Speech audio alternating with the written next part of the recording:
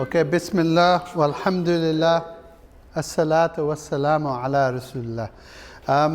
So we were talking about psychology. So for those of you who've just joined us, it's understanding what goes on in your mind, what goes on in your heart, and understanding in the person you're inviting to Islam, what happens in their mind and in their heart. And it's very important that you think about that, because sometimes you might say the right thing to someone, but they still don't accept what you're saying. And sometimes you might say the wrong thing to people, and because of the way you said it, they like it. Yeah? So, you know, a lot of media is like this. In the media, they make the truth look like lies, and they make the lies look like truth, because they know psychology. They have, for a lot of the news programs and a lot of the TV programs, they actually have PhDs in psychology who are giving them advice which words to use. They're being taught what kind of clothes to wear. They're being taught even what colors to use. So there's a whole science on how to influence people. Yeah? Now, obviously we are sincere. We feel we have the truth. We're not trying to teach anyone any lies. Yes? But at the same time, we need to be aware of the way you look has an effect on whether someone's going to accept you or not. So I'll give an example. I'm wearing right now thobe. Yes? So when I'm doing da'wah, I will normally wear the clothes like the people who I'm inviting, yes? So I'll wear jeans, shirt, sometimes t-shirt, yes? If it's a big event, like in London, sometimes they invite me to talk to many non-Muslims. They invite them to the masjid. I don't go in jilbab or shalwar kameez. I go there in suit, yes? And then they see me and I talk to them in a suit. So you have to wear the clothes and have appearance which will be acceptable to the mad'u, to the people you're inviting, yes? If I go in shalwar kameez, like Pakistani people, some people will accept. They'll say, oh, he looks like Muslim. I want to go and ask him question, yeah? But usually those are the people who I call searchers. They are searching and looking for the truth. Yeah? So occasionally you meet these non-Muslim people, they come up to you and they say, oh, I've been looking for a Muslim for a long time. I've been reading about Islam. I've been reading your Quran, I've been reading it. And unfortunately, this happened many times. I heard this story many times. This happened with people, I've witnessed this. They came to me and they said, we did a stall in London, you know, in the city center. And one person came and he said, I went to your mosques, and might have been like Bengali or Pakistani mosque. And the Imam said, go away. And he said, why? And he said, because you're English, you go to your church. Yes? This is not for you here. Because the problem is the Imam Sahib didn't know how to speak English, didn't know what to say. So they just said, go to your church. And he said, many places I've been, I wanted to become Muslim. I don't know where I can become Muslim. Many places I've been to go. I want to become Muslim, but they keep pushing me away. So then he came to our stall. I said, it's dead easy. You don't need to go to a mosque to become Muslim.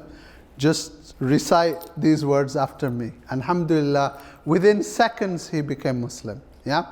So what I'm saying though is, those are very few people. Very small minority of people are actively searching. Yes? So they're actively doing research. They look online. They look on the internet.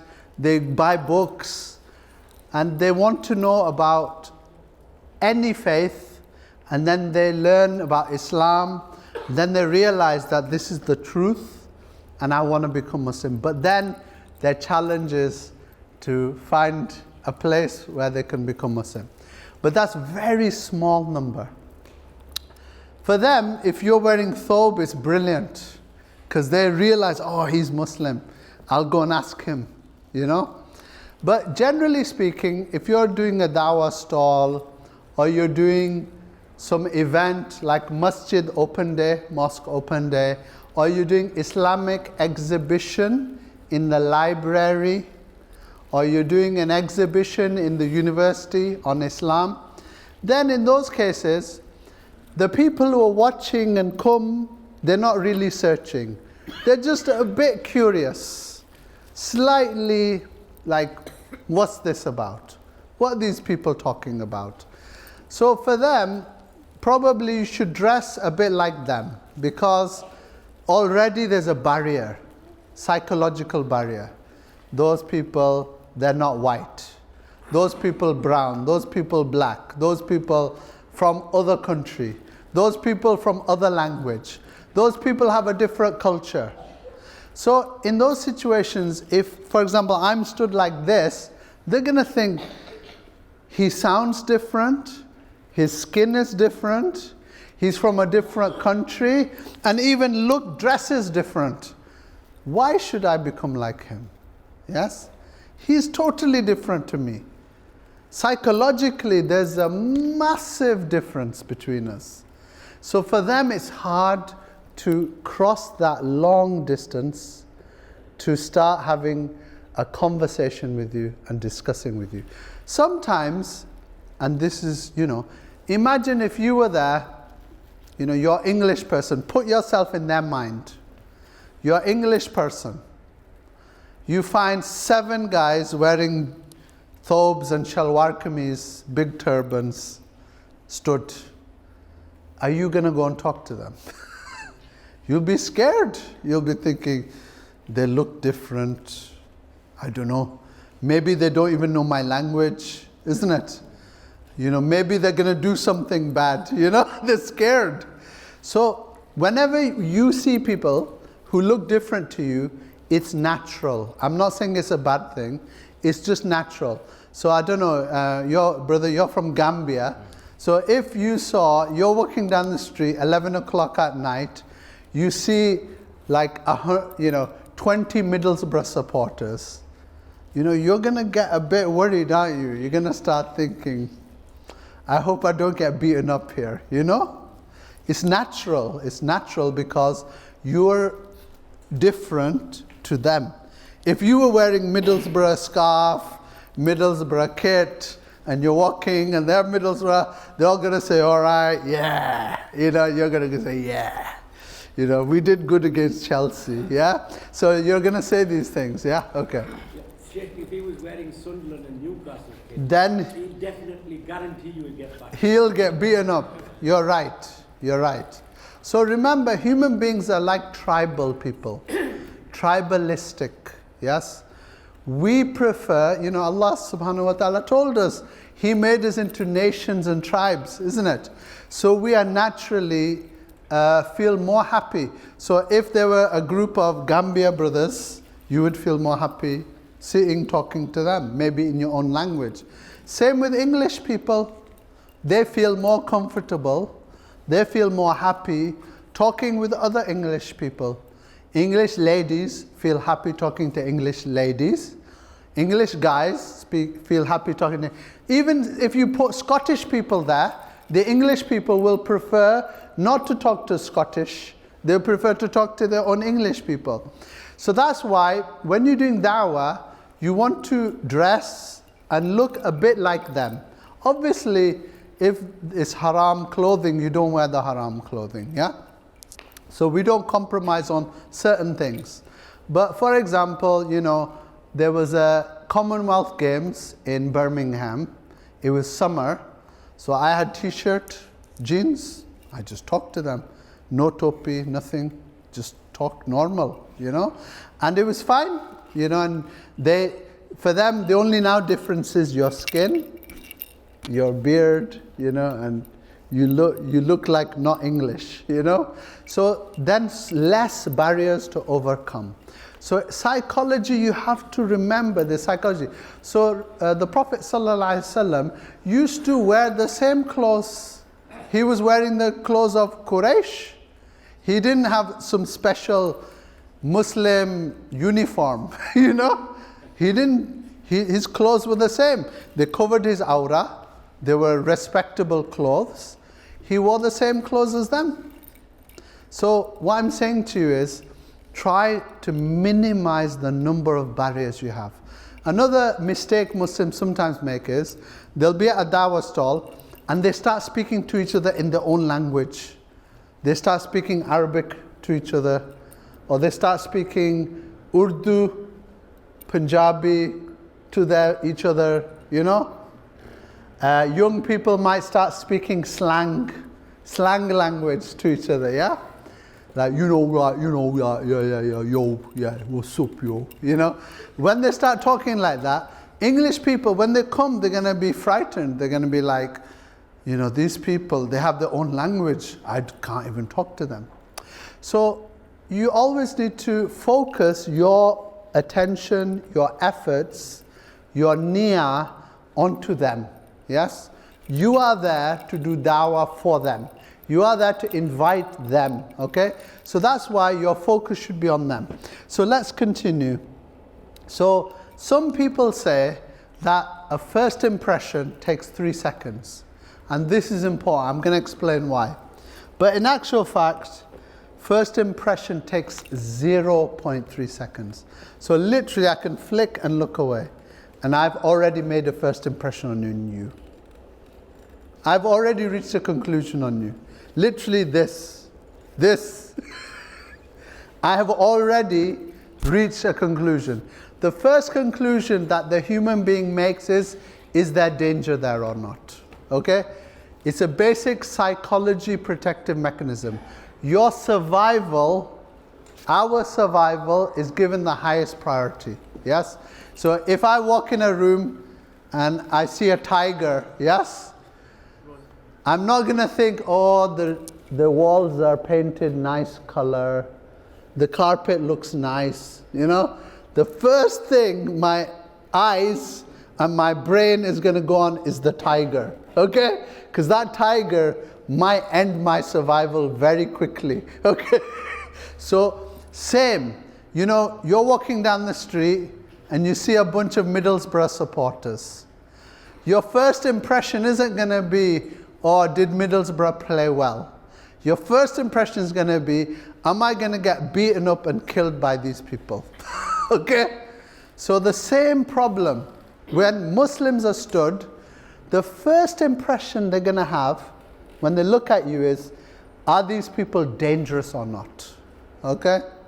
Now, if you're there with your friends and your brothers, you're having a good time, yeah, mashallah, you're doing a bit of play fighting, you know, you're doing a bit of arm wrestling, you know, like this, a bit of rough and tumble.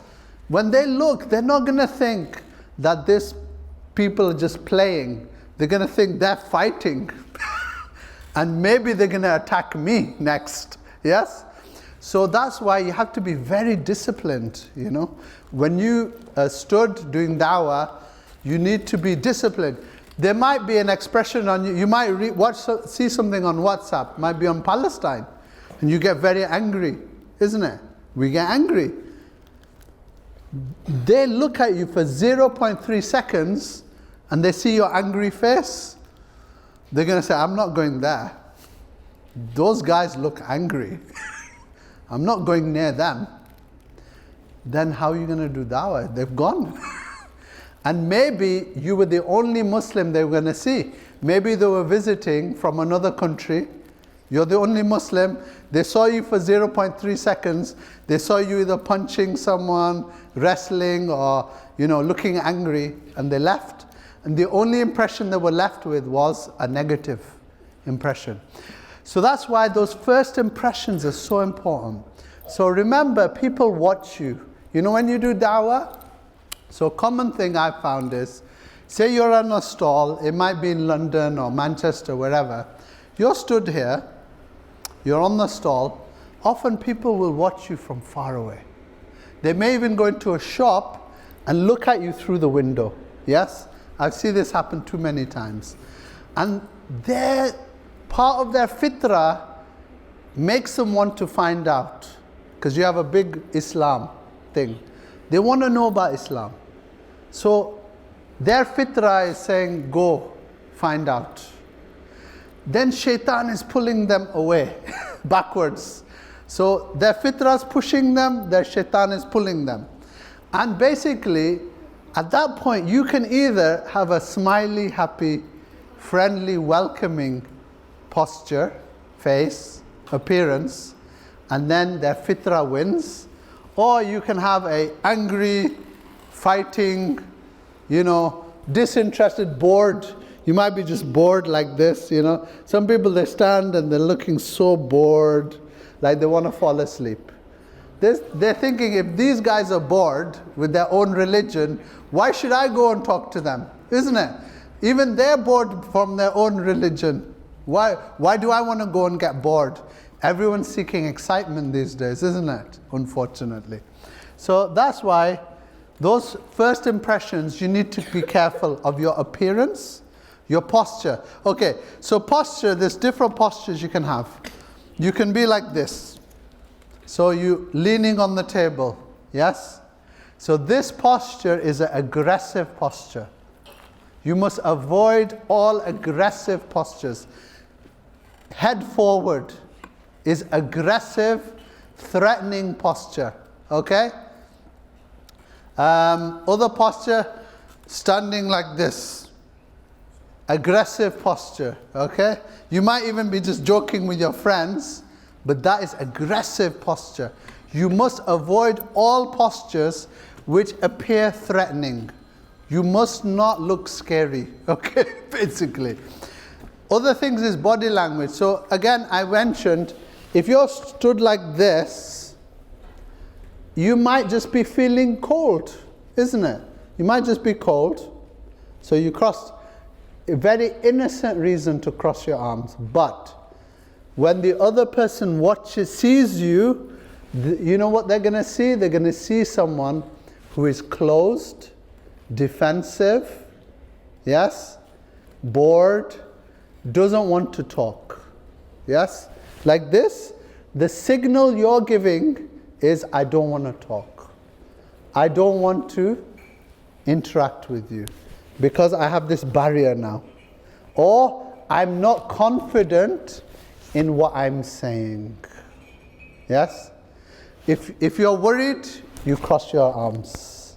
If you're lacking in confidence, you cross your arms, you put your head down. So also this is defensive posture, when you put your head down like this. It means you are not strong in what you believe. So then they'll think, this man doesn't look like he even believes himself. Why should I go and listen to him? Yeah? So you need to look happy like this. Open posture, friendly, smiling, You need to look attentive. They're looking at you, you make eye contact straight away. Straight away you make eye contact. Smile, nod, like this, okay? Soon as you do this, it makes them feel welcome. It makes them feel welcome. Because that's what da'wah is about, is to make them feel welcome, so that they can come and talk to you. So this is why we say, and face, again, don't look so serious, brother. Okay. So now, look at this. Okay. So here we have serious young man, very serious. Very serious. But if we look now, here, look how much nicer, isn't it? Look how much big difference this to this. How much difference it makes, yeah? One smile goes for miles, remember this. Here we have a young sister looking kind of serious, Maybe because she's not been taught to wear hijab properly. Now she's wearing it nice and she's smiling, yeah? So feedback from facial expressions affects the person who sees your face, yeah? But do you know they did an experiment, Davis and Palladino, What they did was they put a pencil in someone's mouth. Yeah? So you're not happy. They just put a pencil in your mouth like this, a pencil. And what they found was, if you are forced to smile with a pencil, your mood improves. It's amazing, isn't it? So what they're saying is facial expression doesn't affect only you, it affects me. So when you smile, it makes you more positive. So always remember, when you are doing da'wah, if you're doing it for a day, if your face is not hurting at the end from smiling so much, you haven't done enough smiling. Okay? Your face must hurt at the end of the day from smiling so much. May Allah reward you for that. Okay. So now, look, here's our local imam about to deliver the khutbah, deliver da'wah, yes, to the people. Very serious. Would you rather listen to him or would you rather listen to him? On the right. Exactly, you'd rather listen to him. Look how much difference this makes.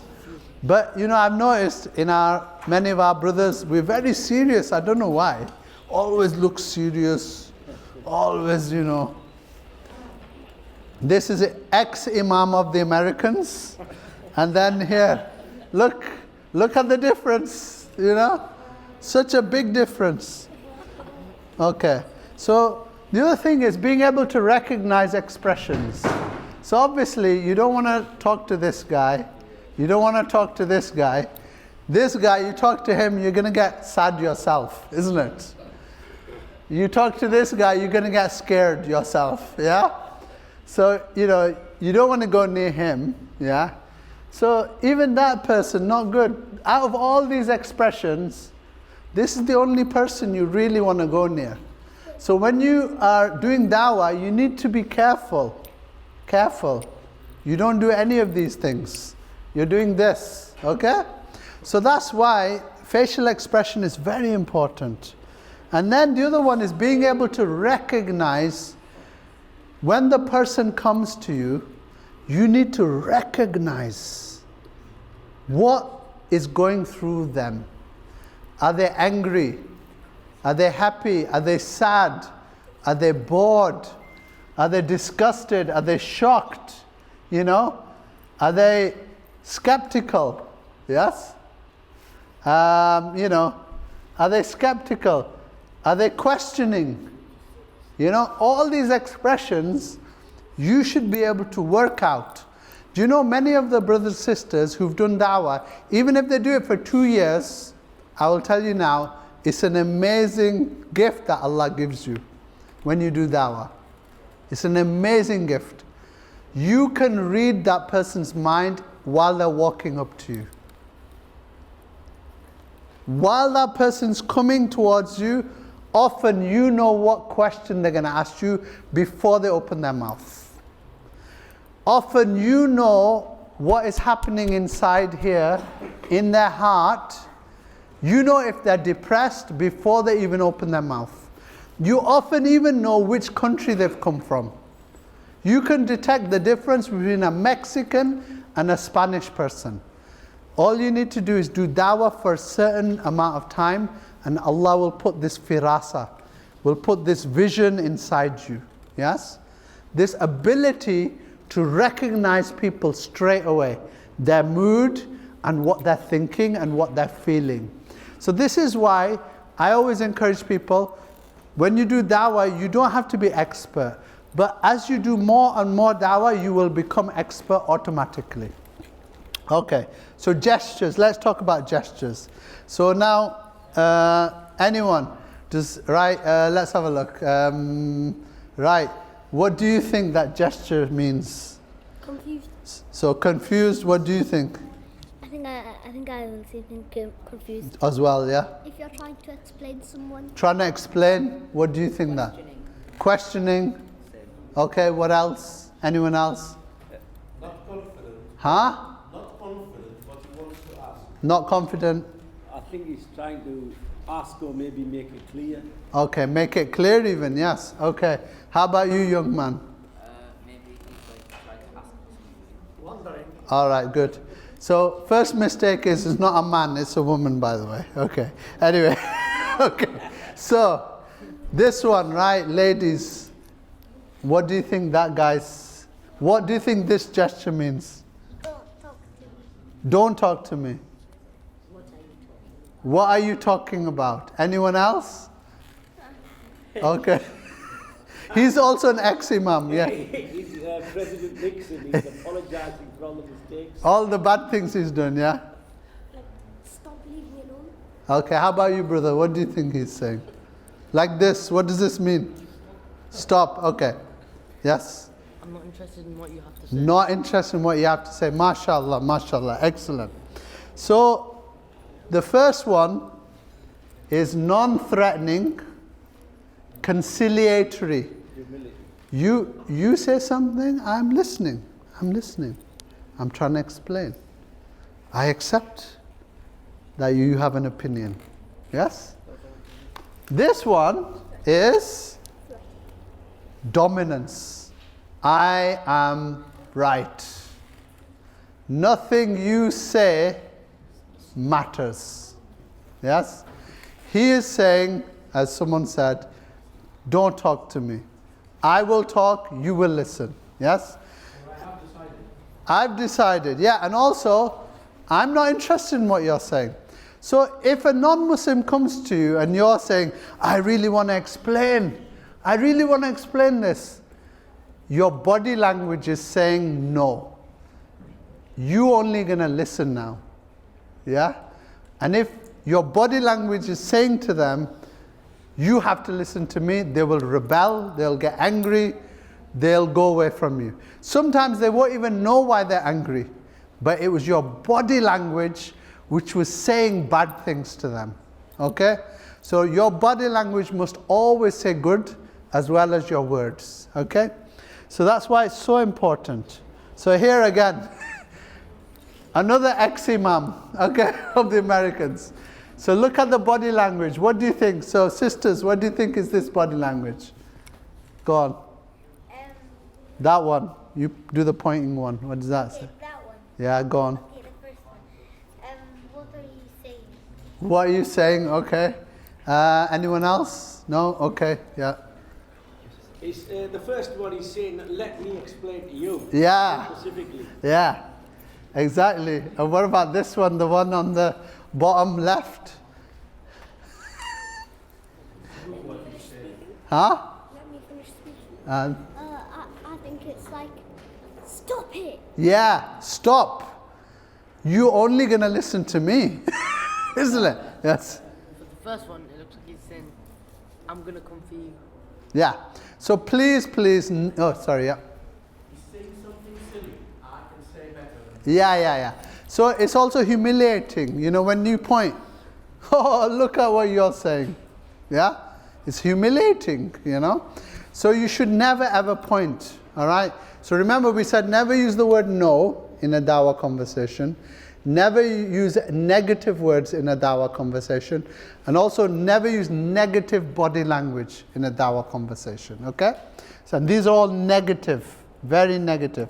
Right, okay. So, okay. So these, you've got 5 girls talking. Yes? How many girls are actually communicating? Ladies, do you want to tell us? 2, yes. 2, which 2 are communicating? That one and that one. Why? They're the ones making eye contact. Everyone else is talking, but only 2 people are actually communicating. Yes? So, if I'm talking to you like this, you know, yeah, Islam's great, Islam's really good, we've got loads of things in the mosque, and you know, look at all these lectures, and am I communicating with you? No, because I'm not making eye contact. Yes? So this is one. Now, okay, this is a good one. All right. So this man, what do you think this says? What does this body language mean? Huh? Okay. He's thinking deeply, I think. He's thinking deeply. What else? Lying. What sisters? Anything else? Depressed. He's depressed. Just sad things. Sad thinking. Yes. His breath stinks. He's thinking my breath smells, so I have to cover. No. Okay. MashaAllah, out of all of you, only one person got it right. And that is, this is lying. This body language denotes lying. Why? Because, as the other person was saying, when you lie, the smell is so bad that the angels go 70 miles from you, isn't it? Actually. Yeah. So it's such a horrible smell that the angels go away when you lie. Do you know when children lie, have you noticed they do this? When they first tell their first lie, a child, when they lie, the first time they lie, they cover their mouth. Yes? Because they told a lie. It's so against your fitrah to tell a lie. And it's like so shocking and bad. They tell a lie and then they cover their mouth. So what happens is this body language is part of our fitrah. So to save themselves from being caught, what they do is they don't do this, but the body language leaks out. So often they'll just scratch. They'll scratch their face or they'll scratch their lip. So never ever when you're talking do this, because it looks in body language like you're lying. Yes? So that's why you have to be very careful with your body language. Do not cover your mouth after you say something, because for a non-Muslim that means liar. Okay? So this is, I'm going to end it here because we're going to have, in about 10-15 minutes is Asr. Okay. So another key thing is, how do you open a conversation? So many of you brothers were stood here and then Michael came or Luke came and you didn't know what to say to him, isn't it? You weren't sure, how should I start talking to this non-Muslim person? Now, many non-Muslims are your friends at work. Easy, yeah? Your neighbor, easy. They're your neighbor. But if you're doing an exhibition or a dawah stall or mosque open day, how do you talk? So when a non-Muslim comes, you can just say, hi, how are you? Hello. It's dead easy. But for some reason, we don't know how to say that. So it's very important that you make sure that you basically open the conversation. When you're doing da'wah, the responsibility to open the conversation is on you, not on them. Okay? So don't be passive, be active. Sometimes there might be someone, they've got too many shopping bags. So you help them, say, would you like some help? And initially they'll look at you, is he going to steal my bag? And then they'll say, okay. And then you help them. Prophet ﷺ did that to the lady who was leaving Mecca, remember? Who was saying, I want to leave. She became Muslim and she realized who was the one helping her, So, simple greetings, use humor. Sometimes it just might, can I help you? So, you must open the conversations. Also, maintaining the conversation. Once you've opened the conversation, the next most important thing is to now keep the conversation going. Not just, hello, and then the conversation ends. The next thing you need to do is to maintain. So early on in the conversation is, so what's your name then? And then when they learn your name, it will become more personal, yes, more friendly. Please, do adhan, and then we'll...